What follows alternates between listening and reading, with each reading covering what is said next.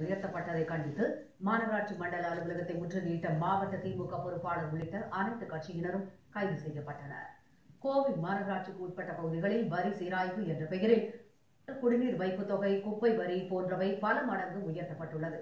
இந்த வரி உயர்வை ரத்து செய்ய கோரி திமுக தலைமையில் அனைத்து கட்சி சார்பில் தொடர் போராட்டங்கள் நடைபெற்று வருகின்றன.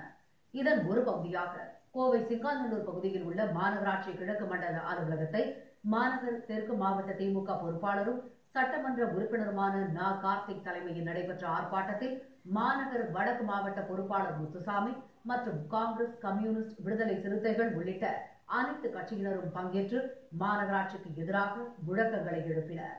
கோவை திருச்சி சாலையில் மறியலிலும் ஈடுபட்டனர். அப்போது காவல்துறையினருக்கும் போராட்டக்காரர்களுக்கும் இடையே தள்ளுமுள்ளு ஏற்பட்டது. இதனையடுத்து போராட்டத்தில் ஈடுபட்ட சட்டமன்ற கார்த்திக் உள்ளிட்டோர் கைது செய்யப்பட்டனர்.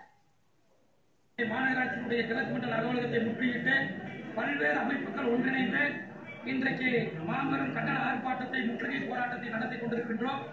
இந்த மாநகராட்சி நிர்வாகம் உடனடியாக நாங்கள் அறிவித்திருக்கக்கூடிய அந்த புதிய வரி திட்டத்தை, குப்பைகளுக்கு வரி வாங்குவதை, அதை போலவே குடிநீர் இணைப்பு, வைப்பு தொகை உள்ளிட்ட அந்த 3 திட்டங்களையும் உடனடியாக இந்த மாநகராட்சி தடை செய்ய வேண்டும்.